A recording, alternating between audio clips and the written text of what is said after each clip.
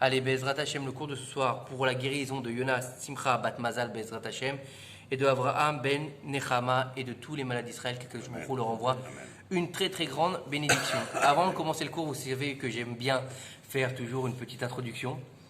Et aujourd'hui, je ne sais pas si vous avez suivi un peu les informations en Israël, on a eu quelque chose d'assez alarmant qui s'est passé. Un député à la Knesset qui s'appelle Ben Gvir. Vous avez entendu parler de Ben Gvir, qui représente la droite, ultra-droite israélienne, on va dire. Donc il est monté à la tribune et le vice-président de la Knesset aujourd'hui s'appelle Ahmed Tibi. C'est un arabe qui était le bras droit d'Arafat, donc un terroriste qui est devenu le vice-président de la Knesset d'Israël, qui ne reconnaît pas l'État d'Israël, qu'il faut le savoir. Hein. Et il a dit, et donc Ben Gvir a commencé à faire son discours, et Ahmed Tibi lui a demandé de l'appeler monsieur. Il lui a dit, vous m'appelez monsieur Adoni Ahmed Tibi. Et l'autre, il lui a dit, je n'ai pas à vous appeler Adoni, vous n'êtes pas un monsieur, vous êtes un terroriste. Ça s'est très mal passé, et Ahmed Tibi a usé de son pouvoir pour faire sortir Ben Gvir de l'hémicycle de la Knesset. Il n'a fait que dire la vérité. Oui, mais ce n'est pas le problème. Mais on ne va pas rentrer dans l'union de la politique, de dire que c'est vrai, c'est pas vrai, c'est les Arabes. Non, mais c'est pas le problème, c'est pas ça que je veux vous dire. C'est pas ça parce que, encore une fois, le cours n'est pas un cours de politique. Quand on regarde ça, on peut se poser la question, qu'est-ce qui se passe aujourd'hui? Comment est-ce que ça se fait qu'un Arabe, il est en train de jeter un Juif de la Knesset israélienne? Comment se fait-ce que, en fait, l'Arabe est en fait celui qui est sur sa terre et que le Juif est jeté en roule quelque part? Oui ou non? Il faut savoir que dans la période dans laquelle on est, c'est une période de din intense, très très grave. Vous l'avez bien vu. Méron, le corona, les États-Unis, le téléphérique, etc., etc. D'accord? On ne va pas rentrer dans les détails, mais tout le monde est au courant que c'est une période très difficile aujourd'hui pour le Ham Israël. Et il faut savoir que, bien sûr, on remercie M. Haroche pour nous avoir permis d'être ici ce soir, et une grande réfoua chez moi aussi à son frère, Eliaou Bezrat Hashem.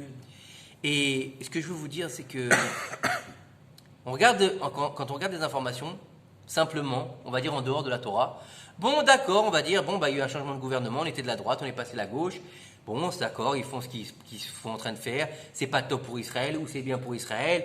On peut rentrer dans une polémique sans fin, on va dire. Mais ça, on va dire, c'est de la politique et des informations. Quel rapport avec la Torah? Quel rapport avec la Torah? Il faut savoir, par exemple, que le vendredi soir, il est formellement interdit de faire le kidouche avec la main gauche. Vous saviez ça ou pas? On doit faire le kidouche avec la main droite. Toujours. Et pourquoi? Parce que le vin est rouge. Il représente donc le din. D'accord? Et la main gauche, c'est le din. Si tu mets le din dans le din, voilà, zaza ton Shabbat. Ton Shabbat, il est dans le din. Un din au carré. Voilà, c'est un din au carré, exactement. Et il faut savoir que tout ce qui est représenté par la gauche, c'est la rigueur. C'est le din. Et aujourd'hui, on a un gouvernement de gauche. De gauche. Donc si on regarde les Fiat Torah, on est en train de suivre exactement ce à quoi Akadosh Baruch Hu nous prépare depuis un peu plus d'un an, avec le début du Corona. On est dans le din. C'est-à-dire que même en Israël, Hachem, il est en train de sonner la sonnette d'alarme. Hachem, il est Rahmanout. Il est long, comme on dit, longanime. Akadosh Baruch Hu, comme on dit, c'est pas un roi qui s'énerve, parce qu'on voit bien. Ou sinon, quelqu'un, il ferait une faute. D'accord? Quelqu'un qui est Mechal Shabbat. Prendre un exemple. Quelqu'un qui est Mechal Shabbat, lo alenu. D'accord? S'il avertit, qu'est-ce qu'il est? Condamné à mort. Combien de personnes devraient mourir aujourd'hui, lo alenu? Plein. Nachon ou non nachon?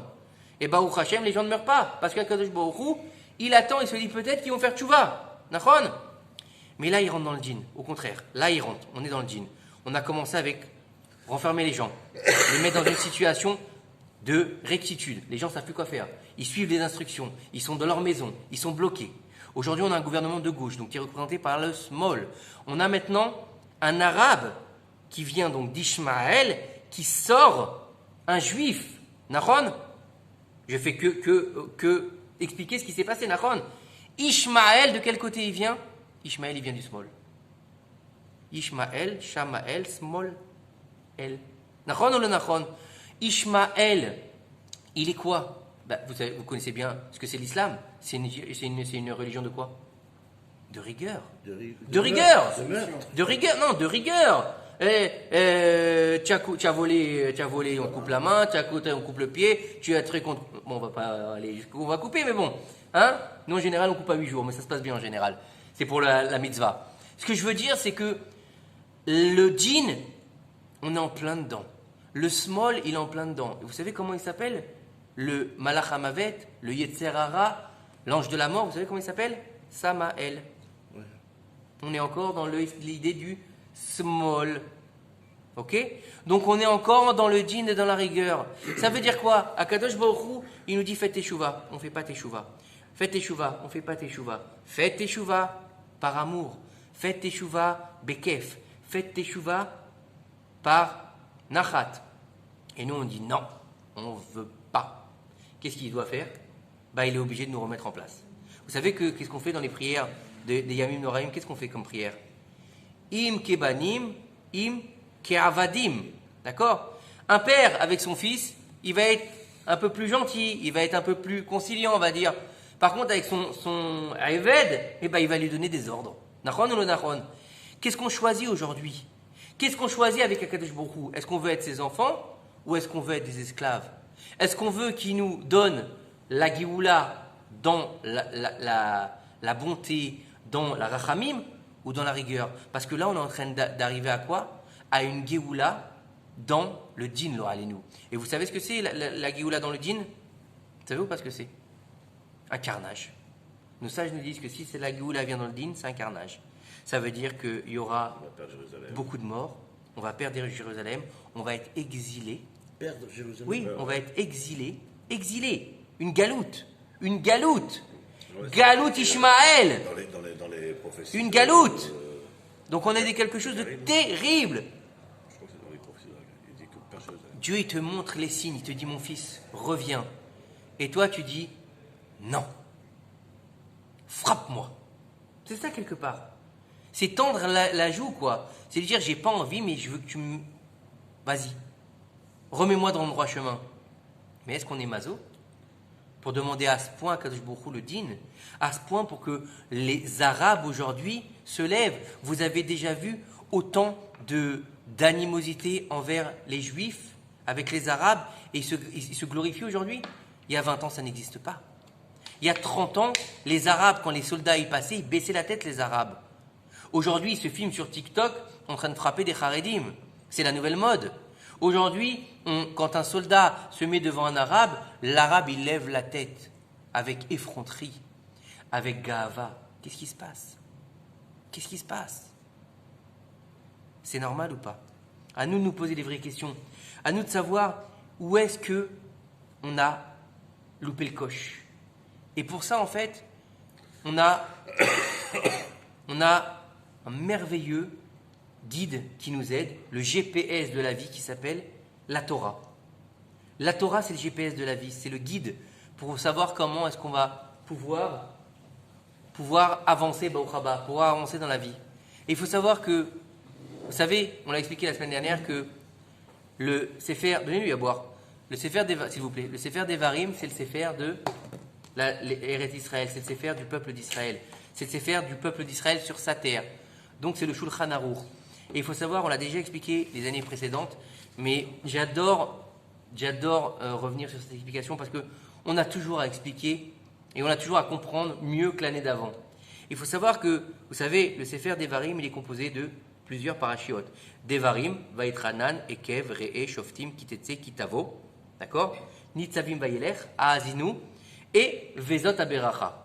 D'accord? Si je compte, ça fait 11. 2, 3, 4, 5, 6, 7, 10, 11, exactement. J'avais bon.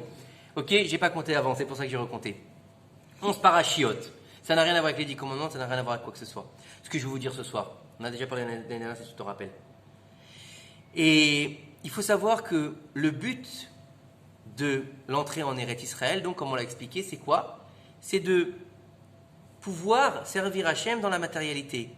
Et le but donc de rentrer en Eretz Israël, c'est pour revenir à la source. Donc revenir vers Akadosh Baruch Hu dans la matérialité, c'est-à-dire de revenir à la source pour faire la réparation de la faute originelle.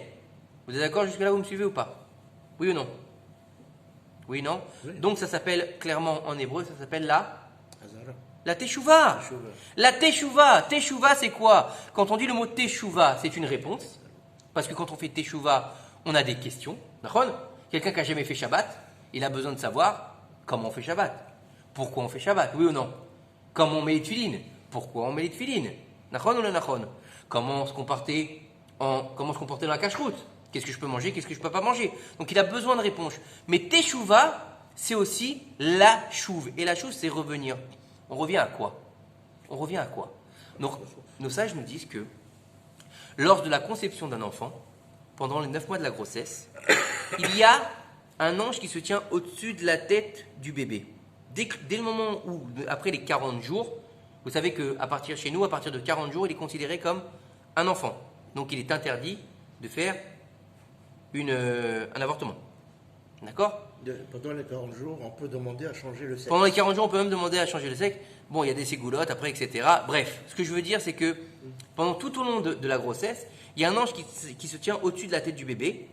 Et pendant les 9 mois, il va lui apprendre la Torah. Tous les jours, matin, midi et soir, ok, H24, il va lui apprendre la Torah. En passant de la Gemara, la Mishnah, les hagiographes, tout ce que vous voulez, d'accord? Nevi'im, Ketubim, sans limite. Même le Zohar. Ouais, il y va, il n'a pas de limite. Il lui apprend toute la Torah, d'accord? Les secrets, les dévoilés, il n'y a pas de limite. Jusque-là, vous êtes d'accord avec moi, vous me suivez? Et au moment où l'enfant va sortir du ventre de sa mère, juste avant donc la naissance, l'ange va lui mettre le doigt sur la bouche. Donc c'est ce qu'on appelle la petite espèce de petite fossette qu'on a au-dessus des lèvres, d'accord? Comme pour lui dire maintenant, chut, maintenant chut. C'est quoi chut?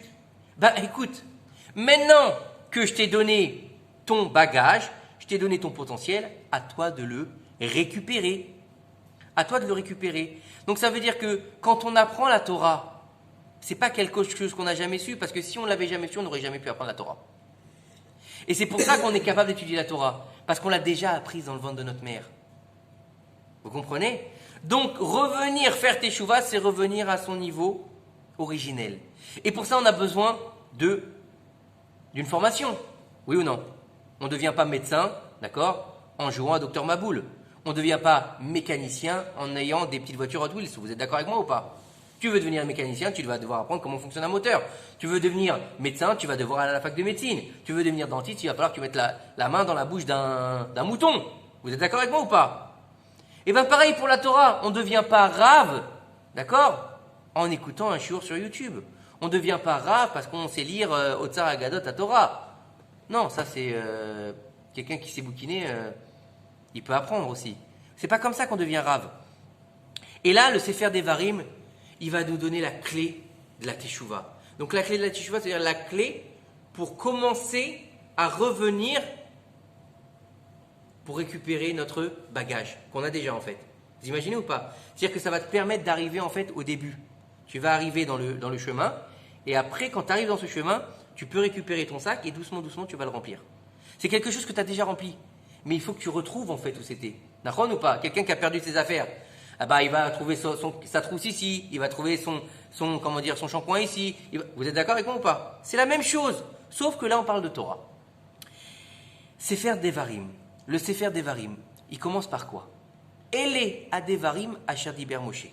La première chose que tu dois faire pour faire tes Teshuvah, c'est de comprendre les paroles de Torah. Ça veut dire quoi? C'est-à-dire que tu prends conscience que les paroles de Torah sont la vérité. Tu prends conscience. Ça veut dire quoi? Ele Adevarim, voici les paroles. C'est quoi les paroles? Eh bien, c'est Moshe qui les dit. Moshe, c'est qui? C'est le prophète d'Israël, vous êtes d'accord? Donc, il représente qui? Il représente Akadosh Baruch Hu. Donc, en acceptant les paroles de Moshe Rabbeinu, tu acceptes la Torah. Puisque c'est Torah que Moshe Avdi. La Torah, elle appartient à Moshe. Vous êtes d'accord ou pas? Elle est en son nom, la Torah. Donc, si tu acceptes les paroles de la Torah, tu l'as accepté pour le moment, d'accord? Quelqu'un qui fait tchouva, c'est déjà qu'il accepte. D'accord? Quelqu'un c'est comme si tu dis quelqu'un, il n'a jamais cru en Dieu. D'accord? Et tu vas t'asseoir avec lui, tu vas lui expliquer, d'accord, quelqu'un qui était toujours dans des écoles non juives, qui n'a pas eu des parents religieux, qui a fréquenté que des milieux un peu bobos gauchos, d'accord. Bon, il ne croit pas en Dieu, lui, d'accord. Tu vas t'asseoir avec lui, tu vas lui faire comprendre, tu vas lui expliquer, tu vas lui prouver A plus B. Bon, au Hachem, il y a aussi des séminaires qui font ça aussi très bien, justement comme le Rav David Menaché qui explique très bien dans les Gématriotes, d'accord, que Dieu existe. Rav David Menaché. Et donc, il va croire. Ah, il est d'accord. Il est convaincu. Tu as parlé 2 heures avec lui, il est convaincu. Il est d'accord avec tes paroles. Mais, bon, pour l'instant, il n'a rien fait, vous êtes d'accord? Pour l'instant, il n'a rien fait. Il a juste accepté une proposition. Eléa Devarim. On te donne une proposition. Voici les paroles. On te propose quelque chose. La deuxième paracha, c'est Vaïtranan. Vaïtranan el Hashem. Baïtaïl est mort. Tu as pris conscience, tu es d'accord? Tu vas avancer. Mais avant, il faut que tu fasses une pause. Qui est-ce que je suis et qui est-ce que j'étais et qui est-ce que je veux devenir? J'ai pas mangé cachère. J'ai été avec des filles qui ne m'étaient pas autorisées. J'ai mangé... Manger, je l'ai déjà dit. J'ai vu n'importe quoi. J'ai écouté n'importe quoi. Hein? Il faut quand même que je me décide à arrêter. Donc, je dois faire les tachanounim. Le vidouille, c'est quoi? Hachamnou baganou, c'est quoi le vidouille? C'est papa, je regrette. Excuse-moi d'avoir volé. Excuse-moi d'avoir dit du lachonara. Vous pouvez le lire en français, hein? C'est violent le vidouille, hein? Essayez de lire le vidouille en français, franchement, vous arrêtez de le dire, je crois même. Le vidouille, c'est quoi? Je regrette. Excuse-moi d'avoir volé. Excuse-moi d'avoir eu des mauvaises pensées. Excuse-moi d'avoir mal parlé à mes parents. Ok? Donc, je vais regretter. Alors, j'ai compris les paroles, maintenant, je vais regretter. Je n'ai pas regretté dans le sens pastoral. On n'est pas chez les catholiques. Hein. C'est pas mon père, je vous salue parce que j'ai péché, là, comme ils leur disent. Non, c'est pas ça. On n'est pas là pour aller. On peut aller voir un Rav si on a besoin de d'épancher son cœur pour qu'il nous aide à nous diriger, d'accord? Mais c'est pas une confession chez nous. Hein. La confession, quand on appelle la confession, c'est les tachanonim. Vers qui on doit faire les tachanonim? Envers Akadosh Baruch Hu. Hachamnu, Bagadnu, Gazalnu, Dibarnu, Dofiv, Lachonara. Ok? Donc je regrette et je commence en fait mon ta'alir de Teshuvah. Donc je commence en fait à la phase ascendante. Une fois que j'ai donc regretté, je me retrouve dans la parashat Aikev, la parashat de cette semaine. Vaya Aikev et Tishmeron. Si vous suivez mes paroles, et là-bas il y a marqué des choses exceptionnelles dans la parasha, vous aurez la bracha, vous aurez l'abondance, vous aurez, vos femmes ne seront pas stériles. Vous lisez le début de la parasha Aikev, exceptionnel. Parasha Aikev aussi, on a aussi là-bas la paracha, la deuxième paracha du schéma qui s'appelle Ve'ayim Shamoa. Ve'ayim Shamoa, Tishme'u el Midotai. Donc si tu écoutes mes paroles, donc c'est quoi? C'est le début du travail. Vous êtes d'accord ou pas? Une fois que tu as fait ta chanonim, maintenant il faut que tu commences à faire les mitzvot. Et pourquoi Ekev? Pourquoi Ekev? C'est où Ekev? C'est le talon. Parce que tu ne peux pas commencer à faire tchouva par la tête. Il faut que tu commences par le bas. Quelqu'un, il peut pas être un grand gadolador s'il n'a pas commencé à apprendre à lève-bête, vous êtes d'accord? Même Rabbi Akiva, il a commencé par apprendre à lève-bête à 40 ans, d'accord? Et à 80 ans, il est devenu Rabbi Akiva. Ok? C'est toujours pareil, donc on commence par l'endroit le plus bas. L'endroit le plus bas du corps, c'est où? Le Hakev. Pour t'expliquer que tu dois toujours commencer par l'endroit le plus bas. Et aussi, il y a encore une chose au niveau du Hakev. Le Hakev, c'est quoi? C'est l'endroit le plus bas du corps. C'est-à-dire, reste toujours dans la Hanava. Sois toujours humble quand tu fais tchouva. C'est pas parce que demain, tu as fait tchouva, d'accord? Vous la connaissez, c'est là souvent ça se passe comme ça. Un type, il va faire tchouva, il va aller dans un séminaire, waouh! Le type, il est super heureux, il a entendu un rave qui lui a démontré par A plus B que Dieu, c'était Dieu, que la Torah, c'était la meilleure chose pour sa vie, d'accord? Il rentre chez lui, d'accord? Il fait le ménage dans sa chambre, 2 jours après, il a une barbe jusqu'au parterre, une semaine après, il a des papillotes. Sa mère, il mange plus chez elle parce que c'est une récharette pour lui. Son père, il le calcule pas parce qu'il met pas les tefilines. Celui-là, c'est un malade. Celui-là, c'est un malade. Reste toujours humble et sache d'où tu viens. Retourne-toi. Quand on montait pour faire les corbanotes, les Kohanim, qu'est-ce qu'ils faisaient? Ils devaient faire le tour. Ils devaient faire le tour de l'autel de sacrifice. Pourquoi ils devaient faire le tour? Parce qu'ils devaient regarder autour. C'est-à-dire que quand tu fais un sacrifice, donc tu vas t'élever vers Akadosh Baruch Hu, n'oublie jamais qui y a derrière toi. Ne laisse jamais en plan ta femme, tes gosses. Quelqu'un il fait tchouva, eh ben, fais suivre ta famille aussi. Non, moi j'ai fait tchouva, ben elle fait, on s'en fout. Mais non, dis-moi, les amis, ah ça y est, je ferme tout. Non, mets des limites, fais des choses, aide-les, mais respecte-les. C'est pas parce qu'eux ils n'ont pas compris qu'il faut pas les respecter. D'accord? Tes parents, chas shalom. Ah non, moi j'ai un fils, mon père il montera pas Sanda, que je vais prendre le grand, Gaon, Adore. Mais c'est ton père, il t'a donné la vie, Yaberim. Fais-lui kavod. Non, chas shalom. Simsilenu, mon père il est pas cachère.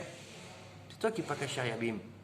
Vrai, c'est les rabbinim qui parlent comme ça. Les vrais rabbinim vous diront, tu prends ton père d'abord. Si maintenant ton père il préfère ne pas, parce qu'il se sent pas en état, parce qu'il a pas, tu vois. Il a un peu, il dit je suis pas assez religieux. D'abord en premier, si tu dis non, après tu prends le rave. Ça va, les grands-parents, tout ça, il y en a qui ne voulaient pas. Oui, ils veulent, non, encore une fois, s'il veut pas, il n'y a pas de problème.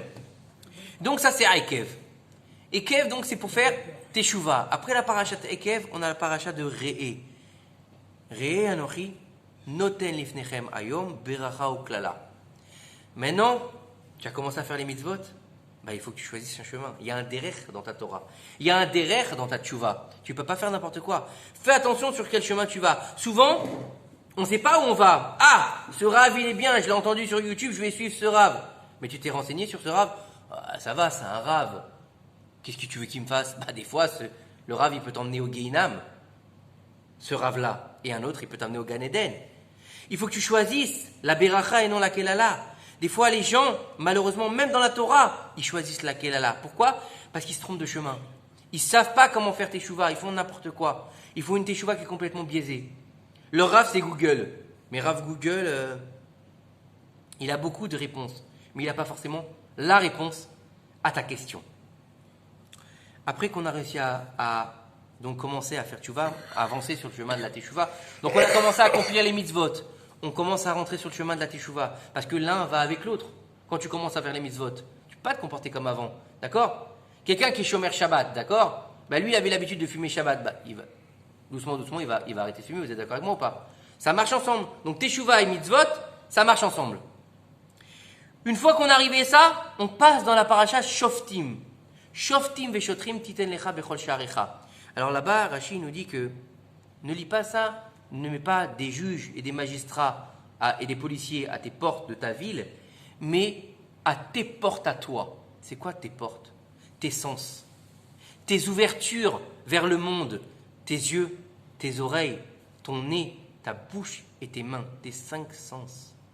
Garde-toi, mets des gardiens à tes sens. Ne regarde pas n'importe quoi. N'entends pas n'importe quoi. Ne dis pas n'importe quoi. Ne sens pas n'importe quoi. Et bien sûr, ne touche pas n'importe qui. Et n'importe quoi. Et ne mets pas n'importe quoi dans ta bouche, on est bien d'accord. Donc c'est quoi? C'est de garder ses sens. Mets des barrières, mets-toi des barrières. Tu sais que tu n'es pas encore capable, d'accord, de passer dans une rue où là-bas il y a des choses pas bien, tu risques de tomber parce que tu avais l'habitude d'aller dans cette rue. Mais n'y va pas. Mets-toi une barrière. Si tu dois passer par là-bas pour aller quelque part, eh ben fais même 10 minutes de détour, mais ne va pas te planter parce que tu risques de perdre toute ta teshuva. Tu sais que tu as des problèmes, avec les femmes. Va pas à la plage. Va pas te balader. Je vais juste me balader à côté de la plage. Tu es sûr à 99,9% de rencontrer des filles pas très habillées. D'accord? Va pas à la plage. Va te balader sur la taillelette, plus haute. Va pas te balader en bas de la plage. Non, mais non, tu sais que tu as un problème.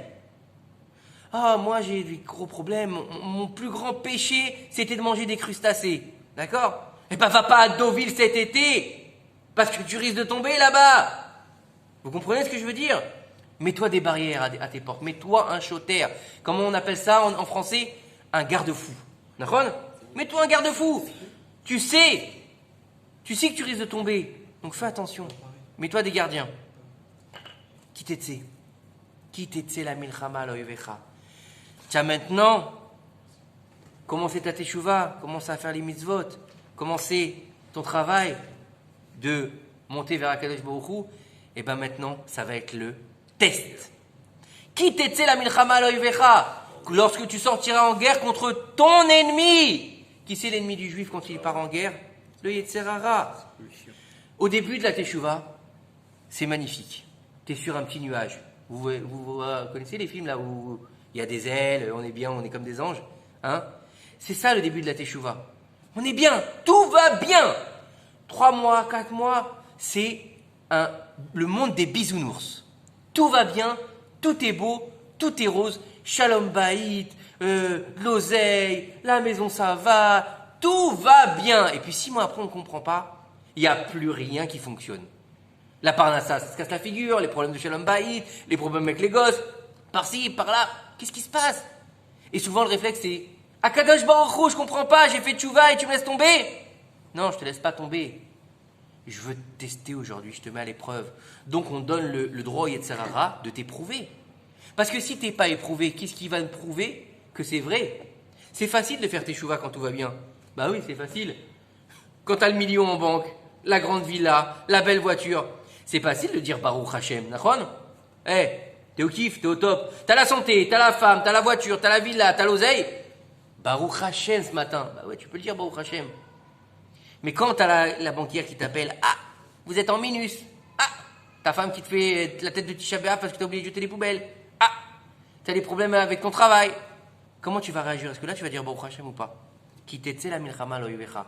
Lorsque tu vas partir en guerre, c'est une guerre. Et vous croyez quoi? C'est une guerre qui se passe de temps en temps? C'est une guerre journalière. Journalière, c'est le plus grand commercial de tous les temps, l'Yetzer Hara. Parce que si toi t'es jeune, lui il est vieux. Lui il est là depuis la création du monde. Vous savez ce qu'il y a écrit dans la Torah, dans Parashat Bereshit? Il y a marqué Tov Meod. C'est quoi Tov Meod? Vayolim Kitov, il y a marqué à chaque fois, à un moment donné, il y a marqué Tov Meod. C'est quoi Tov Meod? Là-bas, nos sages nous disent que c'est le Yetzer Hara et le Yetzer Tov. Tov Meod. Parce que le Yetzer Hara, en fait, il est bon. Il n'est pas mauvais. Bah oui. Parce que si le Yetzer Hara, il n'existait pas, comment est-ce qu'on ferait pour grandir? On ne pourrait pas. Comment est-ce que tu peux grandir si tu n'as pas d'épreuve? Comment est-ce que tu peux être meilleur si tu n'as pas lutté? C'est impossible. C'est impossible. Comment tu peux être fier de ta réussite si tu n'as pas travaillé? Comme on l'a expliqué la semaine dernière, Yagati ou Matsati. J'ai cherché, j'ai pas trouvé. J'ai cherché, j'ai trouvé. Il faut avoir une fierté personnelle d'avoir fait les choses. Nachon? C'est facile si on est assis et on attend que ça vienne. Ben non, c'est pas comme ça la vie. Donc ça, c'est Kitetse Milchama. Et après qu'on est sorti en guerre contre notre Yetzer Hara, Kitavo et la Haaretz. Je vais pouvoir m'asseoir, étudier. Je vais pouvoir commencer à goûter aux fruits d'Eret Israël. Je vais pouvoir commencer à goûter à ma Torah. Je suis dans la dynamique d'évolution. Je suis dans une dynamique d'étude, d'évolution. Donc, je vais commencer à comprendre ce que je fais. Et je vais commencer à apprécier le ta'am de la Metikut Torah. Je vais commencer à apprécier ce que je lis. Au début, quelqu'un qui fait tchouva, d'accord, il va prendre Rashi, il va comprendre quoi dans le Rashi? Pas grand-chose. Il va prendre la Chassidoute. La première fois qu'il prend la Chassidoute, quelqu'un, je vous dis franchement, hein, il va dire franchement, ça, c'est de la science-fiction. Il va rien comprendre. C'est pas parce qu'on va à un cours de Torah où on va vous dire, oui, le Admour Hazaken, il a dit, oui, le Rabbi, il a dit que, ça y est, on a fait de la Chassidoute. C'est pas ça la Chassidoute. C'est une pensée de la Torah cachée. Quelqu'un qui apprend de la Kabbalah, il va rien comprendre. Mais après qu'il ait étudié, qu'il ait commencé à comprendre la Halacha, qu'il ait commencé à étudier la Gemara, qu'il ait commencé à étudier la Torah, Rashi, etc., ben il va commencer à profiter de sa Torah. Quand il va s'asseoir le Shabbat, il va prendre son livre, il va dire Ezenachatrouar, qui va commencer à comprendre. Et il va commencer à comprendre, il va commencer à aller plus loin. Il va commencer donc à rentrer dans la Torah, qui t'avoue à la Haaretz. Tu vas pouvoir commencer à apprécier les fruits de ton labeur. C'est ça qui t'avoue. Qu'est-ce qu'on va faire? Qu'est-ce qu'on fait à Parashat Kitavo? On rentre en terre d'Israël et on commence à labourer la terre. On commence à travailler la terre. Et la terre, elle donne quoi? Ses fruits. Donc tu commences à voir les fruits. Après Kitavo, on ne rentre pas dans le inyan de la Parashat Kitavo et les malédictions. Parce que toutes ces malédictions, si vous les étudiez bien, c'est des bénédictions. Quelqu'un peut me donner un papier, s'il vous plaît? Une fois que tu commences à profiter de tes fruits, tu arrives dans la Parashat Nitzavim. La Parashat Nitzavim, c'est en général une des parachutes qu'on lit avant Rosh Hashanah. Atem nitzavim ayom kulechem lifnei Hashem Elokechem. C'est quoi Atem nitzavim ayom? Vous tenez aujourd'hui debout, tous devant l'Éternel votre Dieu. Et nos sages nous disent là-bas que C'est quoi un homme qui est debout? Un juif, pour un juif on parle. Un homme qui est debout pour le juif, c'est un homme qui marche. C'est-à-dire que c'est un homme en mouvement. C'est un homme, je suis désolé pour la chaleur, je sais qu'il fait un petit peu chaud, mais Bezrat Hashem, la prochaine fois ce sera mieux. C'est un homme en mouvement. C'est un homme qui avance. C'est un homme qui est en dynamique d'évolution. Devant qui tu peux te tenir quand tu as commencé à faire tchouva? Tu peux te tenir devant Hachem. Imaginez le mérite. Avant de commencer tout ça, quand on te parlait de la Torah, tu venais à Yom Kippour à la synagogue et tu rentrais pour la Birkat Kohanim et tu avais un peu honte parce que tu n'as pas l'habitude d'aller à la synagogue où tu restais dehors pour parler avec tes potes. Là, tu peux te tenir devant Hachem. Quand tu es à la synagogue à Yom Kippour, avec ton livre et ton talit sur la tête, quand tu as réussi à arriver à Nitzavim, tu es dans le minyan. Oui ou non? Tu es dans le minyan, donc tu ressembles aussi à un ange. Et tu tiens comment à Yom Kippour?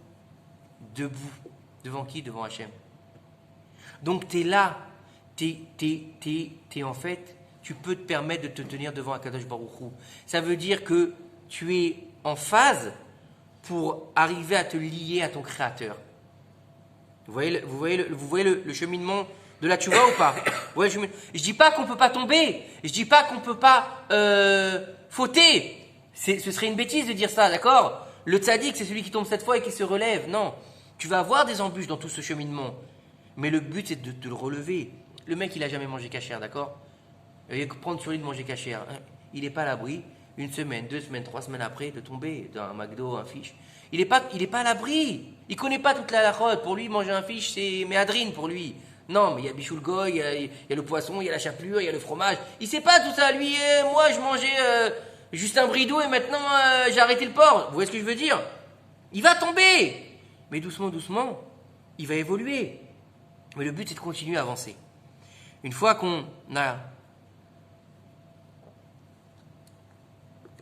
évolué, qu'on a commencé à comprendre la Metikut Torah, qu'on a commencé à comprendre notre rôle sur terre en tant que Ben Israël, Vayeler, Yalla, allez, sors, fais comme Avraham Avinu, le père de la nation juive, sors, va à ton tour faire connaître la Torah aux autres. Tu as des amis qui ne sont pas Shomer Shabbat, tu as des amis qui ne mangent pas kasher, d'accord?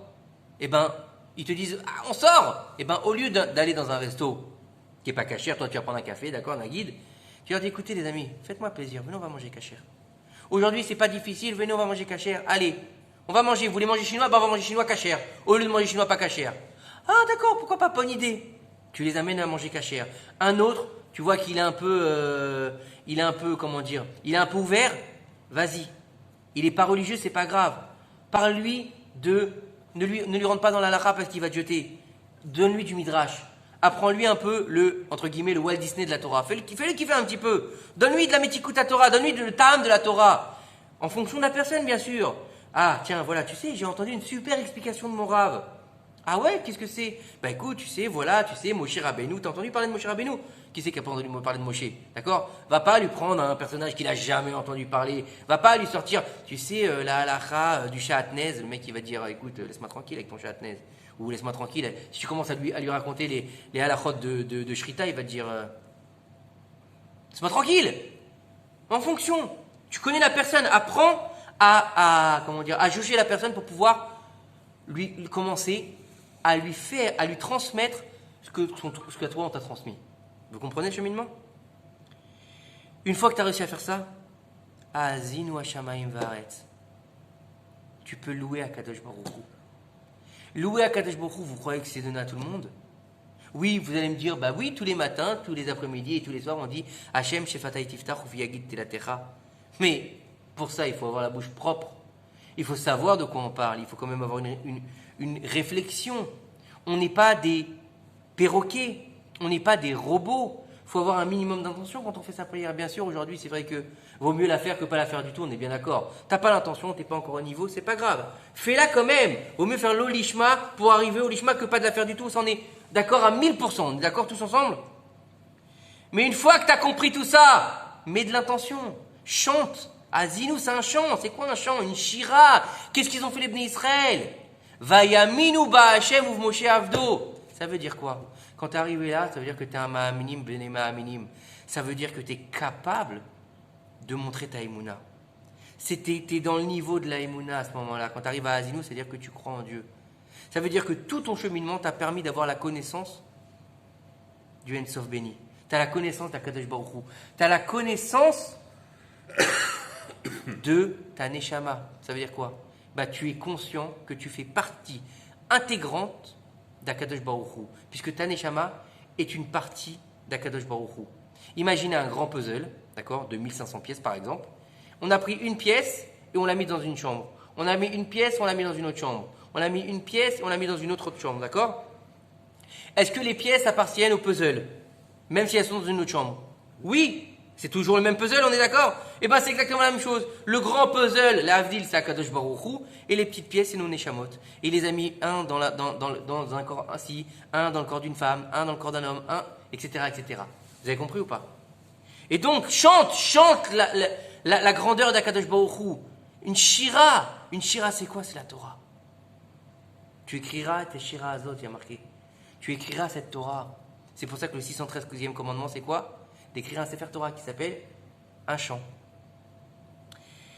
Et pour finir, la cerise sur le gâteau, comme on dit en français, Vezot Aberacha. À partir du moment où tu es capable d'arriver à ce niveau-là, tu peux bénir. Ça veut dire quoi, tu peux bénir? Ça veut dire que tu es un récipient pur pour transmettre la parole divine. Ça veut dire que tu es capable de transmettre la bénédiction. Et comme on le sait très bien, Tzadik Gozer, Hachem Mekayem. Le Tzadik qui parle, Hachem il réalise. C'est quoi ce niveau? C'est quand tu as atteint le niveau de perfection.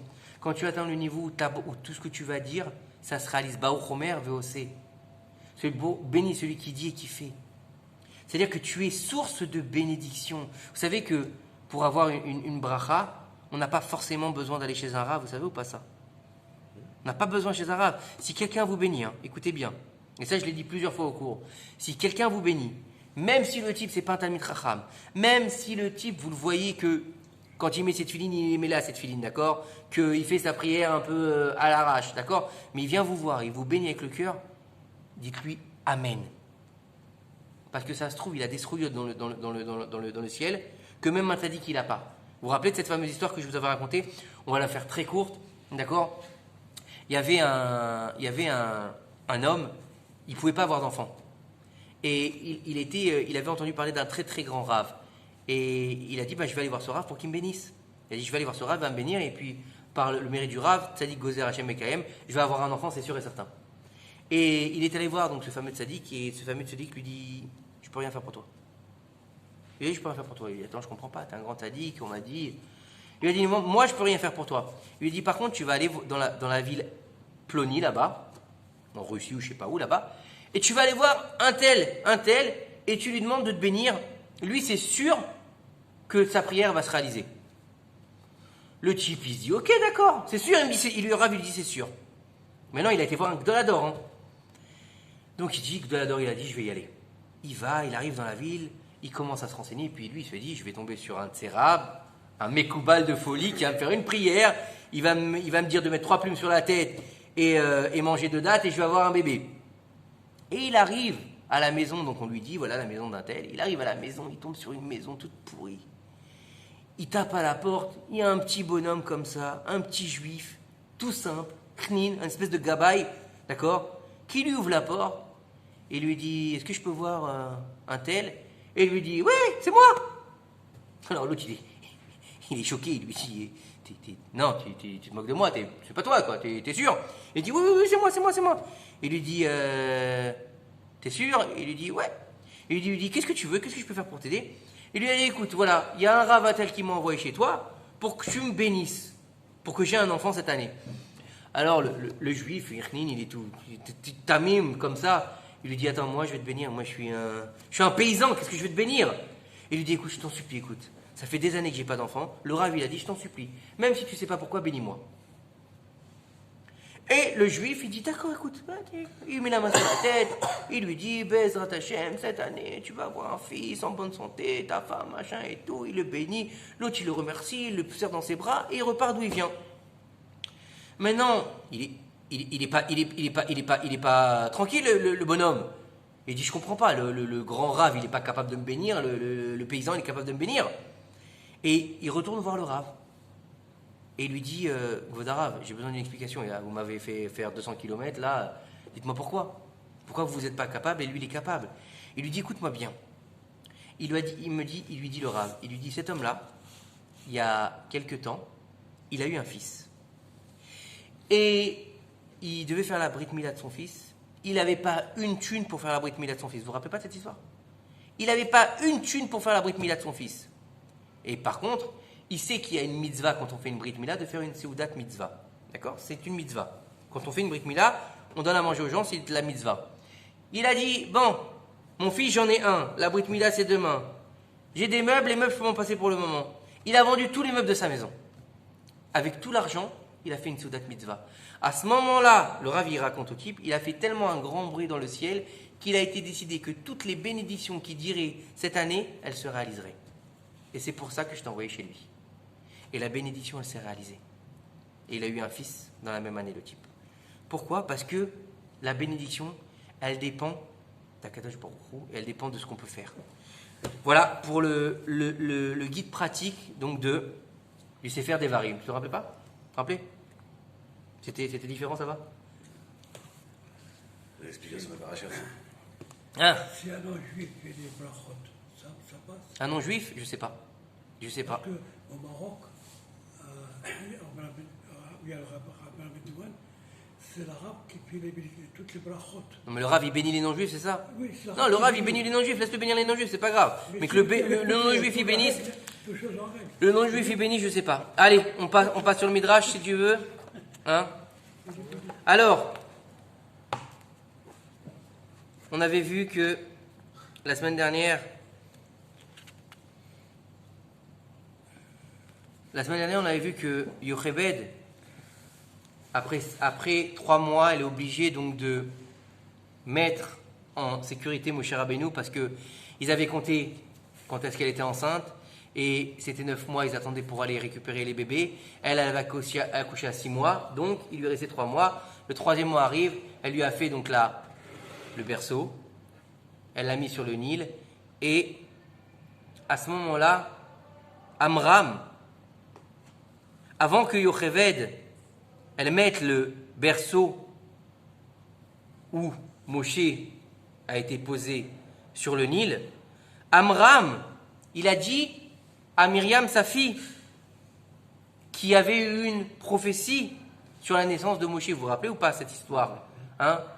C'est Myriam qui a déclenché la naissance de Moshe puisqu'elle a dit à son père de se remarier avec sa mère. Et là, Amram, il lui dit, Myriam, ma fille, où est passée ta prophétie? Comment est-ce qu'elle va se réaliser maintenant? Maintenant qu'on va mettre Moshe sur le Nil. Elle est légitime cette question ou pas? Elle est plus que légitime. Le Nil, qu'est-ce qu'il y a sur le Nil? Vous savez ce qu'il y a sur le Nil? Des crocodiles. Des crocodiles! C'est pour ça que nos sages nous disent qu'il y a une DA qui dit que les grenouilles, c'était des crocodiles. Et c'est pour ça qu'ils sont retournés dans le Nil. Ok? Ils sont retournés, ils sont morts. Non, elles sont retournées. Celles qui sont rentrées dans les fours, elles sont retournées dans le Nil. Et donc, il y a des crocodiles, il y a un courant sur le Nil, d'accord? Alors, je sais pas exactement comment est fait le Nil, quelle profondeur, quel courant il y a là-bas. Mais bon, c'est pas la rivière enchantée, on est bien d'accord. C'est le Nil. Il y a des bestioles, il y a des crocodiles, il y a des bateaux sur le Nil.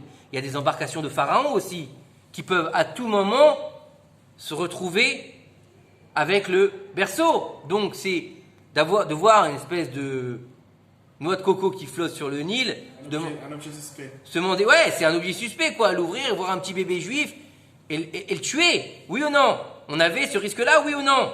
On avait ce risque-là. Myriam, elle ne savait pas quoi répondre à son père. Et qu'est-ce qu'elle a fait? Elle est allée voir sa mère et son frère. Et elle a vu que sa mère a posé le Nil et elle s'est postée au loin pour voir ce qui allait se passer. Elle voulait voir en fait ce qui allait devenir de Moshe dans ce tumulte sur le Nil. Par cette Messirut Nefesh qu'elle a fait Myriam, pour son frère Moshe donc, pour le sauveur d'Israël, pour le roi d'Israël, elle méritera des années plus tard, donc on va dire à peu près plus de 80 ans plus tard, plus de 80 ans plus tard, puisque Moshe Rabbeinu, il a, dans l'absolu, là, il a 3 mois, c'est ça? Il a 3 mois quand elle le met sur le Nil. Vous êtes d'accord avec moi ou pas? Il est né à 6 mois, elle l'a gardé 3 mois, donc Moshe Rabbeinu, à ce moment-là, il a 3 mois. D'accord? Vous êtes avec moi? Oui, mais Plus de 80 ans plus tard, Moshe Rabbeinu, plus que 80 ans. non, 80 ans plus tard, à 80 ans, il se trouve devant Pharaon, t'es d'accord? Ah, D'accord, à 80 ans. Donc plus de 80 ans plus tard, dans le désert, lorsque Myriam va parler avec Aaron de Moshe Rabbeinu et qu'elle va être frappée de lèpre par Akadosh Baruch Hu, elle va mériter par le srout d'avoir regardé ce qui allait devenir de son frère Moshe, que tout le peuple d'Israël l'attende pendant 7 jours dans le désert et ne bouge pas jusqu'à qu'elle ait fini. Vous imaginez les répercussions, vous comprenez un petit peu quand on lit ça, quelles répercussions peut avoir un simple acte? Des fois, on fait un acte de bonté à un moment de notre vie et on l'oublie. Et des fois, on n'y pense pas. Ou des fois, on se dit, j'ai fait ça, mais à quoi ça servait? Nachon ou le nachon? C'est vrai, j'ai pas eu de sachar pour ça. Ou des fois, on va dire, ouais, j'ai fait une grande mitzvah et le lendemain, on a une grande galère. Nachon, ça arrive aussi. Ouais, j'ai fait une grande mitzvah quand même, pourquoi j'ai une grande galère? Mais 10 ans après, des fois, on a une yeshua de folie. Oui ou non? Des fois, on est sauvé, vous savez ou pas? Il y avait cette histoire aussi, on va la faire courte aussi. Il y avait cette histoire, c'était une femme, je ne sais plus à quel moment, c'était ça en Israël. Elle avait décidé de prendre sur elle, je crois que c'était au moment où les 3 jeunes avaient été kidnappés par le Hamas. Vous vous rappelez ou pas de cette histoire? Les 3 jeunes qui avaient été kidnappés et que tout le monde a commencé à prier comme des malades, vous vous rappelez ou pas les chaînes de Télim sur scène de Télim? Et en fin de compte, il s'est avéré qu'ils étaient niftar. Il me semble que c'était à cette époque-là. Et cette dame, elle avait pris sur elle de prier pour leur libération. Et puis elle avait pris sur elle, en fait, de prier tous les jours pour les malades d'Israël et pour les niftars d'Israël. Et donc, à chaque fois qu'elle entendait celui-là il est malade, celui-là il est niftar, celui-là il est truc, et ben elle rajoutait dans la liste. Elle ne savait pas, elle ne connaissait pas les gens. Elle écoutait ou à la radio, ou bien on recevait sur un WhatsApp. Mais non, elle ne connaissait pas les gens, mais elle avait pris sur elle. Donc elle rajoutait toujours dans la liste. Elle ne savait pas si la personne était encore malade ou elle était plus malade, si elle était morte ou elle n'était pas morte. Elle ne savait pas. Ceux qui étaient morts, elle priait pour les morts. Et ceux qui étaient malades, elle priait pour les malades. Et un jour, en fait, elle-même est tombée malade. Et elle est très, très gravement tombée malade, à tel point que les médecins lui laissé plus que quelques jours à vivre. Et en fait, alors je crois qu'ils souhaitaient voir un grand rave, et il leur avait demandé de prier pour elle. Il avait demandé de prier pour elle, de faire les télim pour elle. Et en fait, ils avaient montré au rave la liste de cette fameuse dame. C'était une liste qui était énorme apparemment, parce qu'en fait, elle ne savait pas qui quoi, elle le faisait gratuitement en fait. Et en fait, le rave avait dit, par le srout de ces prières qu'elle a fait, toutes ces années, c'était bien des années avant qu'elle soit malade, eh bien elle guérira. Et je crois que cette dame a vécu encore plus de 10 ans après. Au début qu'elle les a fait, elle ne savait pas. Ces télim-là lui ont sauvé la vie. Ils ont rajouté 10 ans de plus à sa vie. Donc des fois, on commence à faire une mitzvah, on ne sait pas pourquoi, on fait une mitzvah il y a des années, et des fois, comme on dit souvent, srout, avot, ils ont fait une mitzvah nos parents, c'est nous qui récupérons les fruits. Nachon ou le nachon? Donc c'est important, des fois ne pose pas la question. Fais-la la mitzvah, t'as pas de répercussion, t'as pas de retour, t'as rien, c'est pas grave, fais-la. Et ne cherche pas à avoir une répercussion. Et voilà la preuve avec Myriam, la prophétesse. Pendant 7 jours, ils ont attendu Myriam, tous les enfants d'Israël, les Kohanim, les Lévi'im, avec l'arche d'alliance aussi, jusqu'à qu'elle soit guérie. Alors seulement les nuées de gloire, imaginez, le peuple entier, les Kohanim, les Lévi'im, l'arche d'alliance et les nuées de gloire ont attendu Myriam, jusqu'à qu'elle soit donc pure, pour reprendre sa place dans le Ham Israël, et à ce moment-là, ils ont repris leur chemin. Pour une mitzvah qu'elle a fait plus de 80 ans avant. C'est exceptionnel. C'est exceptionnel. Pour finir, je voudrais vous parler de la paracha de la semaine. Dans la paracha de la semaine, il y avait un sujet exceptionnel, la paracha, donc on vient de lire la paracha Vaïtranan, mis à part bien sûr les 10 commandements, mis à part bien sûr le schéma Israël qui est le Ol Malchut Shamaim, c'est... Les 10 commandements, c'est dans 2 parachutes. Oui, dans la paracha Yitro, dans la paracha Vaïtranan. Il y a quelques petites différences, mais dans l'absolu, c'est les mêmes. Sauf que dans la première, donc dans Yitro, c'est la révélation au mont Sinaï, donc c'est-à-dire que Dieu descend sur terre, d'accord? Révélation divine, les chauffards, le feu, les 10 commandements, d'accord? L'étape de la loi, 40 jours après, d'accord? Donc, la parole divine qui est dite sur terre. Akadosh Baruch Hu, qui dit les 10 commandements d'une seule traite, qui va dire ensuite les 2 commandements, les 2 premiers pour que chacun puisse les entendre, parce que Dieu, il peut dire 10 choses en même temps, d'accord? Mais nous, toi, tu peux dire 10 choses en même temps? Bah, imagine, mais 10 comment dire, mais 10 magnétophones, par exemple, d'accord? Et chacun, tu lui enregistres un commandement et tu les mets tous en même temps. Qu'est-ce que tu vas comprendre? Rien du tout. On est d'accord? Donc Akadosh Baruch Hu, il a dit les 10 commandements, les 10 paroles, parce que ce n'est pas les 10 commandements, les 10 paroles d'un coup, et après il les a répétées pour que ça puisse entrer dans les oreilles humaines, puisque l'humain il peut écouter qu'une chose à la fois, voire 2, mais en général maximum. En général, on va dire l'homme, surtout l'homme, il est mono, action, donc il fait qu'une chose à la fois. Donc Dieu va répéter les 10 commandements, ils vont écouter les 2 premiers commandements de la bouche de Dieu, et après ils vont lui dire stop. Stop parce qu'on en a marre de mourir, ils sont morts 2 fois. Et après c'est Moshe Rabbeinu qui prend la suite. Ok? Et dans la paracha, donc ça c'est dans la paracha d'Yitro, et dans la paracha de Vaïtranan, paracha qu'on a lu cette semaine, c'est Moshe Rabbeinu qui rappelle l'événement du mont Sinaï. Donc en fait, si tu veux, c'est un résumé. Il leur résume un peu l'histoire, ce qui s'est passé au mont Sinaï, comment ça s'est passé, qu'est-ce qui a été dit là-bas. D'accord? C'est une répétition. C'est une répétition. Mais Shavuot aussi, on entend les 10 commandements, c'est dans quoi alors? Oui, parce que c'est la paracha de Shavuot, parce que Shavuot, c'est le don de la Torah. Parce que c'est une fête. Au fait, on lit aussi des parachutes qu'on a lus dans l'année.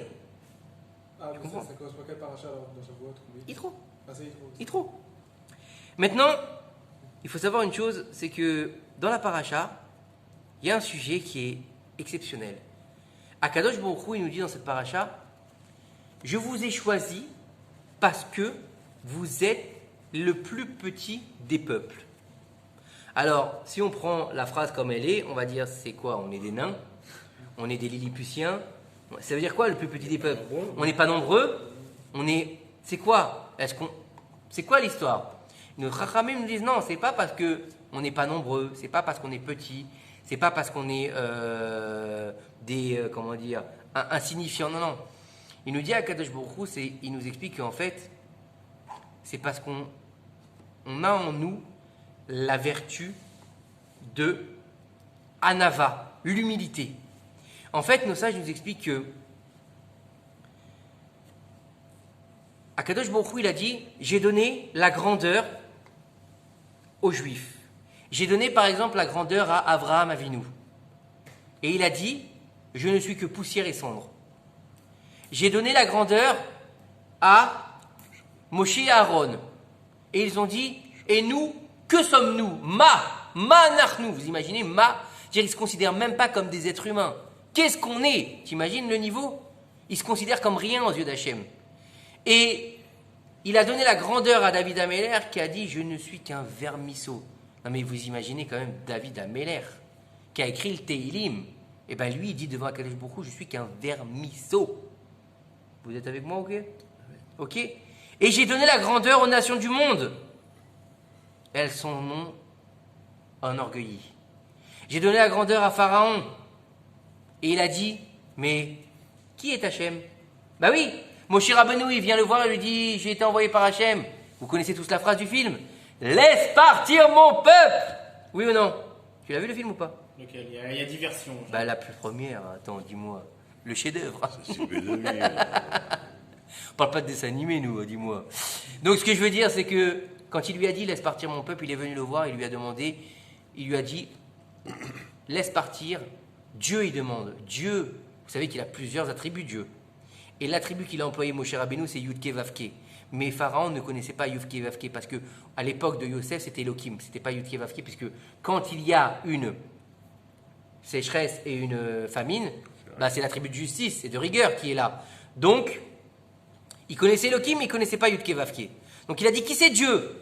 J'ai donné la grandeur à Nabucodonosor et il s'est pris pour un Dieu. J'ai donné la grandeur à Hiram et il a dit, et moi j'ai construit un palais sous la mer car je suis un Dieu.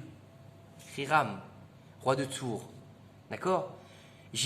Lorsque Akadosh Baruch Hu donne la grandeur aux nations du monde, elles l'oublient. Elles l'oublient. Qu'est-ce qu'ils disent les méchants? C'est moi qui ai réalisé les choses. Alors que le peuple d'Israël, il a la Midata Anava. Et il dit à Kadosh Baruch Hu, je vous ai choisi parce que vous avez cette Midata Anava. Et je voulais partager avec vous une étude que j'ai lue ce Shabbat, que j'ai trouvée fondamentalement exceptionnelle. Il nous dit dans ce livre, donc Mesilot à la Nefesh, du Rav Yoram Abergel Zichrono Livracha, il nous dit là-bas que la faute originelle, donc tous les Mahamarim qui sont dans ce livre, ils sont définis sur la faute originelle. Et il nous explique que la base de la faute originelle, bien qu'on sait que la faute originelle a été faite à partir du fruit du Etzadat Tovara, bien sûr, mais il dit que la faute originelle a été donc déclenchée par le Nachash. Et elle a été déclenchée par le manque d'humilité, justement par la Ga'ava, par donc l'orgueil du serpent. Ça veut dire qu'il y a marqué là-bas que le serpent était haroum. Ça veut dire quoi qu'il était haroum? C'est traduit là-bas, c'est pas nu. Haroum, normalement, c'est nu. D'accord? C'est pas que le serpent, il était... Oui, haroum, c'est nu. Rusé aussi. Rusé. Donc il était rusé, donc il était intelligent. Quelqu'un de rusé, en général, il est intelligent. Donc, qu'est-ce qui s'est passé? Nos sages nous disent, on va pas rentrer dans les détails, mais on va expliquer grossièrement, d'accord? Qu'en fait, le serpent a vu Adam et Chava, il a désiré Chava, il a voulu en faire son épouse, donc il a voulu faire mourir Adam Arishon et prendre la place d'Adam Arishon. Donc le but c'était ça en fait, c'est ça qu'il voulait faire. D'accord? Il voulait prendre la place d'Adam Arishon. Le serpent à l'époque, vous savez que nos sages nous disent que le serpent de la faute originelle, c'est pas le serpent qu'on voit de nos jours, celui qui rampe par terre et qui a une langue coupée. Non, non. Le serpent de la faute originelle, il est debout. Il se tient sur deux pattes. Il a des mains.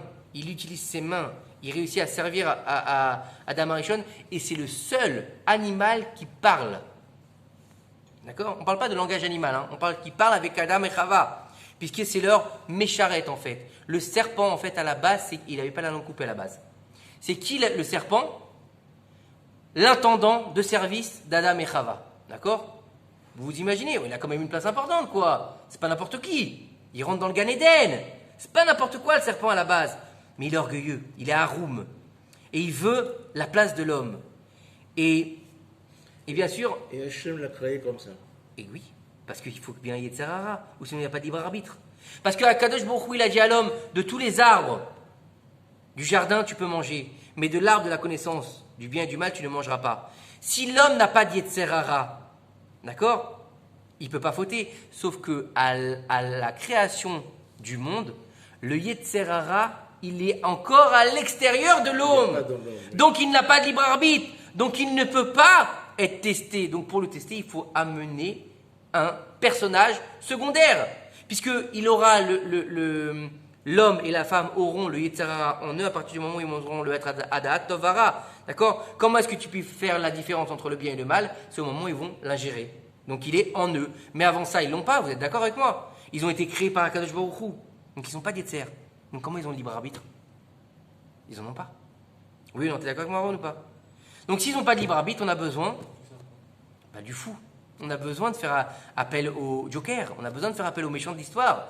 Vous avez remarqué dans les films, il y a toujours le héros et il y a toujours le méchant. Le méchant, il vient faire quoi? Il vient tester le héros. Il vient... S'il n'y a pas le Joker, il n'y a pas de Batman. T'es d'accord avec moi ou pas? S'il n'y a pas comment il s'appelle, Lex Luthor, il n'y a pas de Superman. C'est pas drôle. Il a fait ce que Hachem lui a dit de faire. Qui? Le serpent? Oui. Pourquoi il a perdu? Non, il a pas dit. Alors dans ces cas-là, tu vas me dire tous les Réchaïm, ils vont arriver après 120 ans, ils vont dire Akadosh Baruch Hu, Brastata, je te jure, c'est pas moi. C'est parce que c'est toi qui m'as dit. Non! C'est parce qu'il a décidé lui-même d'être le chaliard de la Vera. C'est-à-dire qu'il s'est mis en condition pour recevoir cette Avera. C'est-à-dire qu'il y a des gens, ils se mettent en condition pour recevoir des mitzvot, des maasim tovim, du bien. Et d'autres, ils se mettent en condition pour être des tordus. D'accord? Le mec qui vole toute la journée, il se met en condition pour quoi? Il se met en condition pour quoi? Pour devenir rabbin? Non, il se met pas en condition pour devenir rabbin, il se met en condition pour devenir un voleur. On est d'accord ou pas? Moi, des fois, il y a des grands miracles. Des fois, il y a des grands miracles. Vous avez tous entendu parler de Resh Lakish ou pas? Vous avez entendu parler de Resh Lakish, le roi des brigands. Alors j'avais lu, c'est pas un brigand, c'était le roi des brigands, d'accord? C'est des Billy the Kid là, c'était les 7 mercenaires ou je sais pas comment il s'appelle là, dans les films, hein? Ouais, il y en a qui disent c'était un gladiateur, d'accord? Tu l'as vu le film ou pas? Spartacus machin là, c'était lui. Putain, il a vu Rabbi Yehuda Nassi, il a vu Rabbi Yehuda Nassi, il a fait tchouva. Truc de fou, c'est devenu ça Chavruta. C'est devenu ça Chavruta. Un truc de fou. Mort de chagrin quand il est mort. De chagrin. Malade ce qu'on peut faire, c'est fou ce que peut faire un juif, Et donc, revenons à notre histoire s'il vous plaît. Écoutez bien. Et donc on nous dit que la faute originelle, donc elle a comme base la gava. Et là, il y a une idée que j'ai trouvée fantastique et je voulais absolument la partager avec vous. Vous savez que Akadosh Baruch Hu, il dit en fait que lorsque Akadosh Baruch Hu, il a voulu envoyer la chassidoute sur terre, donc qui aide le dévoilement divin, le Satan s'est levé et a dit à Akadosh Baruch Hu, je ne suis pas d'accord avec toi. Il a dit, tu vas envoyer la chassidoute sur terre, tu vas me pulvériser. Il a dit, tu vas me pulvériser, j'aurai plus rien à faire, je suis au chômage, donc il n'y a plus de libre arbitre, donc je suis obligé de déclarer forfait. Akadosh Baruch Hu lui a dit, c'est pas faux ce que tu dis. Alors il a dit, d'accord, je vais envoyer la chassidoute, mais en contrepartie, je vais envoyer des opposants. Donc de tout temps, depuis le début de la chassidoute, depuis le Baal Shem Tov, et depuis les premiers, donc la Chaboura des tzadikim cachés, vous avez entendu parler de ça ou pas? Avant que le Baal Shem Tov dévoile la chassidoute dans le monde, il y avait en fait comment on peut appeler ça? Le cercle des... Pas des poètes disparus, mais on peut appeler ça le cercle des tzadikim cachés. Qui en fait, eux, étudiaient la chassidoute, mais ne la dévoilaient pas au monde parce que le monde n'était pas encore prêt. Ouais, c'est un peu le cercle des poètes disparus, on peut lire ça comme ça. Et il a dit, en fait, je vais envoyer des mitnagdim qui vont toujours être contre. Donc en fait, il y aura toujours un équilibre, donc le Yetzer Hara aura toujours sa place. Et on nous dit que plusieurs années après ça, il y a un grand rave qui s'appelait Rabbi Yaakov Yosef Mipolana. D'accord? Et ce rave-là, c'était un gaon. Il a écrit un sefer de chassidoute, un livre de chassidoute, d'accord? Qui s'appelait ce livre-là, le Toldot Yaakov Yosef. Ok? Et il a commencé à diffuser ce livre dans tous les endroits où il vivait, d'accord? Où il y avait des juifs. Donc ça devait être peut-être en Europe de l'Est, c'est ça? En Europe de l'Est, puisqu'à l'époque il y avait beaucoup de juifs en Europe de l'Est. Et ses élèves, donc il avait beaucoup d'élèves, et ses élèves, ils ont entendu que dans la ville de Prague, on n'acceptait pas son livre. Et qui plus est, on le décriait et on en était même venu à le brûler pour hérésie, en pensant en fait que c'était un livre hérétique. Imaginez, hein, ça s'est passé aussi avec le Rambam. Ces livres ont été brûlés par des juifs, pas par des goïs. Et en fait, ils se sont rendus compte pourquoi. Parce que là-bas, il y a un rave qui s'appelle le Rav Lireskel Lando, qui est un grand gaon, et qui n'est pas d'accord avec les enseignements du livre, et qui a beaucoup de couchiotes sur ce livre, et donc pour lui, ce livre n'est pas un livre à étudier. Donc du Rav qui dit le livre n'est pas un livre à étudier, les autres ils ont fait leur tchèque-chouka, ils en sont venus à dire que ce livre-là, c'est de la picorsoute, et qu'il faut le brûler. D'accord? Alors qu'est-ce qui s'est passé? Le Rav Yaakov, le Rabbi Yaakov Yosef Mipolona, il a décidé d'envoyer un de ses élèves pour pouvoir aller expliquer à ce fameux Rav Lando ce que voulait dire dans son Sefer. Vous voulez expliquer, il y a des couchiottes, eh bien écoute, on va s'asseoir, on va étudier ensemble, tu vas comprendre, comme ça tu vas voir la Torah qu'il y a dans ce livre. Comme ça tu vas dire à tes élèves, c'est de la Torah quoi, c'est pas les évangiles. Et ils ont choisi le Rav Yaakov Shimshon Mishpitovka. Ok? Il s'appelait comme ça. On va l'appeler Rabbi Yaakov Shimshon, c'est plus simple. D'accord?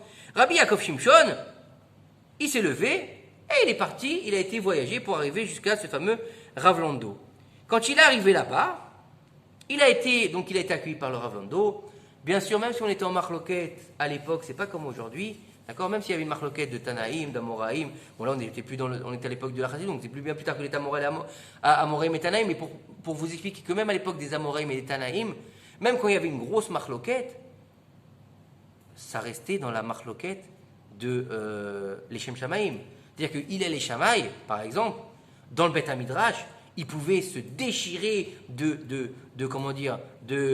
à droite, à gauche pour la lacha, mais quand ils sortaient et qu'ils avaient fini leur marloquette, ils s'embrassaient. C'était pas un problème. Ils étaient capables de s'embrasser, mais à l'intérieur du Beth Hamidrash, de s'en mettre plein la tête pour la lacha. Donc c'est une marloquette, les Shem Shamaïm. Et donc il a été voir le Rav Lando, et avant de partir, il s'est fait arrêter par un de ses amis, des Chavruta, un chassid, qui lui a dit, attends, avant que tu partes, je voudrais te dire une Mishnah de Havot. Alors il dit, vas-y. Alors il lui dit,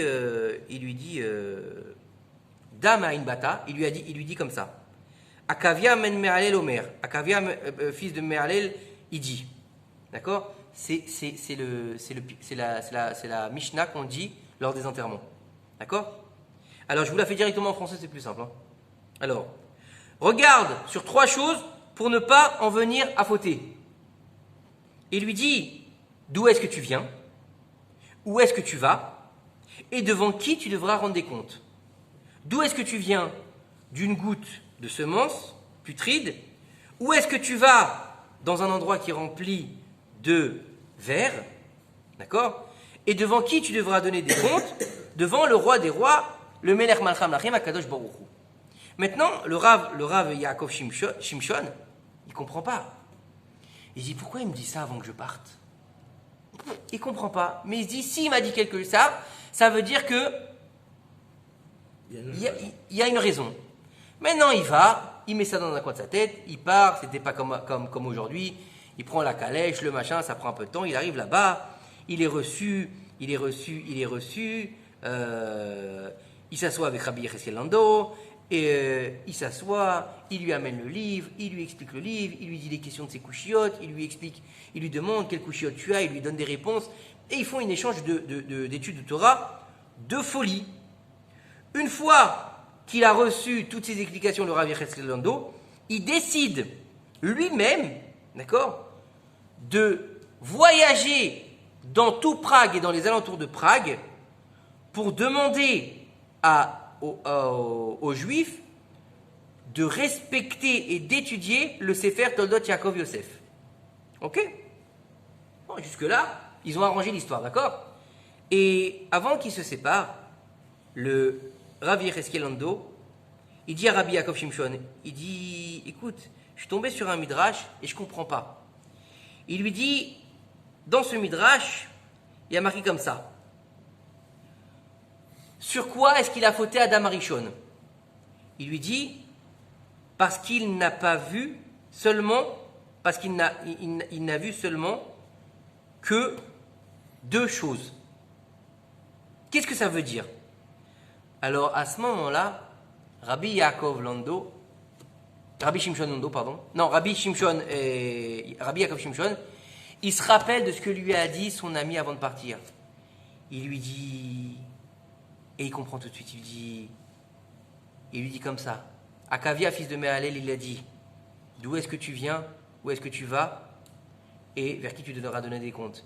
Il lui dit, Adam Arishon, il a pu réaliser que 2 de ces choses-là, les Anataoler et les Fnemi Ataten, vers où est-ce que tu vas aller et vers qui tu donneras des comptes. Pourquoi? Parce que Adam Arishon, c'est le seul être humain avec sa femme qui ne sont pas nés de l'utérus d'une femme. Puisqu'ils ont été créés à partir des mains d'Akadosh Baruch Hu. Donc il te dit que si Adam Arishon, il était né d'une femme, il n'aurait pas pu fauter. Pourquoi? Parce qu'il n'aurait pas pu avoir la gava de fauter. Puisque d'où est-ce que tu viens? Comment est-ce que tu peux, toi, avoir de la gava alors que tu es sorti 2 fois par les voies urinaires? Comment est-ce que tu peux penser être quelqu'un de grand alors qu'à la base tu es passé 2 fois par les voies urinaires, 1 fois par le père, 1 fois par la mère? Comment est-ce que tu peux être un gaftan? C'est pas possible d'avoir l'orgueil si tu te rappelles ça tous les jours, d'accord? Tous les jours de ta vie, tu te rappelles que tu viens des voies urinaires de ton père et ta mère. Tu peux avoir de la gava? C'est impossible. C'est impossible. Comme ça, quelqu'un qui vit dans les égouts, il va dire je suis le roi du monde. C'est impossible. Il va dire je suis le roi des égouts. Ou Mario Bros peut-être, mais il va pas dire je suis... Vous êtes d'accord avec moi ou pas? C'est impossible. Il dit si Adam Arishon, il n'avait pas été... puisque Adam Arishon, il n'est pas né d'un père et d'une mère, donc il ne pouvait pas voir les 3. Il pouvait voir que les 2. Et en fait, c'est pour ça qu'il est tombé dans la gava. C'est pour ça que la gava l'a marché. Parce qu'en fait, il n'a pas pu suivre les paroles de Hakavem le Hallel. Et je trouve que cette idée, pourquoi je voulais la voir avec vous? Parce qu'en fait, quand on regarde la vie dans laquelle on est aujourd'hui, la vie qu'on vit aujourd'hui, eh ben, on se rend compte que c'est la gava qui dirige le monde. Regardez bien. Même ici en Israël, Bennett, on va prendre l'exemple de Bennett. À la base, il a dit plein de choses. Je garderai ma kippa, il était même le ministre de Netanyahou, il a suivi Netanyahou, il a renforcé Netanyahou. Mais il avait l'appât de la place. Il a voulu la place de ministre. Et à partir du moment où on a les honneurs, eh ben on a la gava qui vient avec. Et une fois qu'on a la gava, ben on est capable de donner 53 millions à Raham. C'est pas lui qui lui a donné, c'est sa gava. En fait, c'est la gava qui fait tomber l'homme. Comment est-ce qu'il est mort, Aman? Pendu. Mais avant d'être pendu sur l'arbre qu'il avait mis sur Mordechai, qu'est-ce qu'il est devenu? Le plus grand ministre de Suse, alors qu'avant ça, il était coiffeur. Dieu, pour faire tomber les mécréants, avant ça, qu'est-ce qu'il fait? Il les élève très haut. Bah oui, parce que si un type, il tombe d'un tabouret, bah, il va pas se faire très mal. Mais s'il tombe de l'Empire State Building, il existe encore l'Empire State Building? Non, ouais. S'il tombe de l'Empire State Building, bah, il va ressembler à une crêpe. Et donc le but, c'est quoi? Le but, c'est en fait comprendre que Amat, Mikael, Mikola, Amim, si je vous ai choisi, c'est parce que vous êtes humble. Parce que au lieu de penser que tout est dans tes mains, au lieu de penser que tu es capable de tout réaliser, de penser que ta réussite, elle te comment dire, que ta réussite, elle est due à ta propre volonté, ta propre expérience, ta propre intelligence, ton propre... Oui, bien sûr qu'il faut faire ta ijtihad, d'accord? On est bien d'accord. Il faut aller étudier, il faut faire des contrôles, il faut se donner les moyens, il faut travailler aussi. Il faut travailler, d'accord? Jamais quelqu'un, il va pouvoir réussir dans la vie s'il ne travaille pas. Quel que soit le domaine, qu'il soit matériel ou spirituel. Personne ne peut réussir s'il ne travaille pas. Ça, c'est que dans les films. Et encore, même aujourd'hui, on nous montre des gens qui travaillent. Si des gens, on va parler dans le domaine matériel, si les gens, ils ont réussi à être des gens comme Jeff Bezos ou Bill Gates, c'est parce qu'ils ont travaillé. On parle dans le domaine matériel, bien sûr. Et si des gens, ils ont réussi à être les Havdil, bien sûr, hein, et on n'essaie même pas de les comparer, mais c'est pour faire comprendre l'histoire. Ils ont réussi à devenir Rav Ovadia Yosef, Zichrono Livracha, ou Rav Steinman, Zichrono Livracha, c'est parce qu'ils étaient capables d'étudier la Torah à la lumière de la lune. Ils étaient capables d'étudier la Torah pendant plus de 60 ans sur un tabouret en bois rapiécé.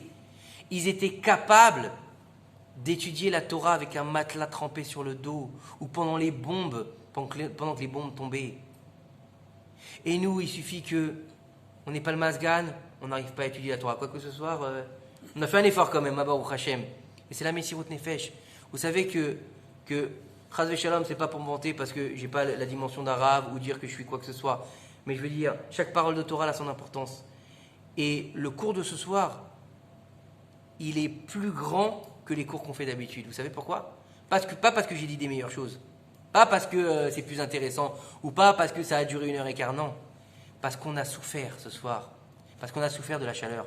Parce qu'on aurait été bien avec une petite limonade. Hein? Arnaud, qu'est-ce que t'en penses? Une petite limonade et un bon masgan. On aurait été bien ou pas? Pour toi, surtout parce que tu parles. Non, mais c'est pas grave ça. Mais justement, moi je suis content. Mais moi je suis content. Tu peux pas comprendre comment je suis content. Moi je vous explique quelque chose. Depuis que j'ai compris l'importance de l'étude de la Torah, plus j'ai du mal à comprendre un texte et plus je suis content. Plus j'ai des difficultés à transmettre ce que j'ai étudié et plus je suis content. Pourquoi? Parce que ça veut dire que ça rentre. Parce que plus c'est dur à rentrer, plus c'est facile à sortir. Pourquoi? Parce qu'une fois que tu l'as intégré, que tu l'as ingéré, que tu l'as mangé et que tu l'as digéré, tu peux la transmettre. Mais si tu l'as compris en, superficiel. Merci Moshe, en superficiel, comment tu peux la rendre? Tu vas lui raconter une histoire, tu vas faire un remèze, tu vas raconter une blague, mais jamais tu arriveras à toucher ton auditeur. C'est-à-dire que le message que tu vas transmettre, il sera superficiel. Le message que tu vas transmettre, il va être éphémère. Et c'est marrant parce que on a parlé tout à l'heure justement du cercle des poètes disparus. Et je me rappelle à l'époque quand j'avais justement regardé ça, il disait que, c'était au début, il disait « Oh capitaine, mon capitaine » et « Oh capitaine, mon capitaine ». Et c'était toute une idée. Vous l'avez vu ce film ou pas? Non. Moi j'avais trouvé que c'était un très beau film à l'époque. C'était sur un cercle en fait de jeunes étudiants qui se réunissaient le soir pour étudier en fait des poésies, alors qu'ils n'avaient pas le droit de le faire dans l'établissement où ils étaient parce que c'était un établissement très strict. Et en fait, ils découvraient dans cette poésie la réalité de la vie en fait. C'est ça, si je me rappelle bien. Ils découvraient en fait la profondeur et la réalité des choses en fait. Et la ville, bien sûr, mais c'est pour prendre des exemples que je rapproche à des choses qu'on connaît, on va dire. Mais la Torah, c'est découvrir la réalité de la vie. Quand on ne connaît pas la Torah, malheureusement, c'est vrai qu'on va respirer, on va manger, on va boire, on va dormir, on va même avoir des enfants, mais on est des morts vivants. On n'a pas de chayout. Et la chayout pour un juif, je parle pour un juif, attention, hein. Je juge personne et je reprends personne, je dis pas les non-juifs. Chas v'shalom, je parle de personne. Moi, je parle en tant que juif. D'accord? En tant que celui qui a été choisi par Akadosh Baruch Hu. D'accord? Asher Bachar Banu Mikol Ha'amim. Ta chayout, elle vient que de ta Torah. Pourquoi? Parce que c'est Etz Chaim Ila Machazikimba. Ça veut dire que l'arbre de vie, c'est la Torah. Et sans arbre de vie, t'es mort. Le contraire de la vie, c'est la mort. Donc pour un juif, s'il n'a pas la possibilité d'étudier la Torah, ne serait-ce qu'un petit peu, je parle pas de Meir Sharim, je parle pas de Yeshivot, je parle pas de la Yeshiva de Lublin, je parle pas de ça. Je parle pas de Dafayomi tous les jours, je parle d'étudier un petit peu chaque jour. Il est comme un arbre sec. Il est comme un arbre qu'on n'arrose pas. Et un arbre qu'on n'arrose pas, à un moment donné, qu'est-ce qui va se passer? Il va flétrir, il va pourrir. Et qui à Adam ou Etzasadé, car l'homme est un arbre des champs. Il va flétrer, mais il ne donnera même pas de fruits. Il ne donnera pas de fruits non plus. Donc, qui a Adam ou Etzasadé, car l'homme est un arbre des champs. Donc, pour que tu puisses vivre, il faut toi aussi que tu sois arrosé. Donc, pour être arrosé, il faut que tu t'arroses par ce qu'on appelle la vie, ce qu'on appelle l'eau, et la maïm et la Torah. Donc, c'est la seule solution qu'on a aujourd'hui, surtout dans la génération où on est, où la Gava a pris la plus grosse partie de la vie. Aujourd'hui, ceux qu'on adule, ceux qu'on prend comme exemple, c'est des gens qui sont remplis de Gava, c'est des gens qui sont remplis de moi, mais ils ne sont jamais remplis de Dieu. Et la différence entre un juif et je dirais pas un non-juif, contre un juif qui est Eved Hashem, c'est que lui, il donne de la place à Kadosh Baruch Hu. Et celui qui ne donne pas de la place à Kadosh Baruch Hu, il donne de la place au Satan. Donc il va se remplir, lui, de pourriture, il va devenir en fait l'esclave de ses propres passions. Donc il va être esclave de la bouffe, esclave du sexe, esclave de la beauté, esclave, etc. Mais il sera toujours esclave. Parce qu'il n'a pas donné de place à Kadosh Baruch Hu. Donc il sera esclave en fait de quoi? De son instinct animal. Donc en fait c'est un animal qui parle. Et je pense que si Dieu, les valeurs neutres comme la responsabilité, la charité, le travail, la ishtablout. Et un lion aussi, il fait de la charité, avec ses enfants, et une hyène aussi, et un oiseau aussi.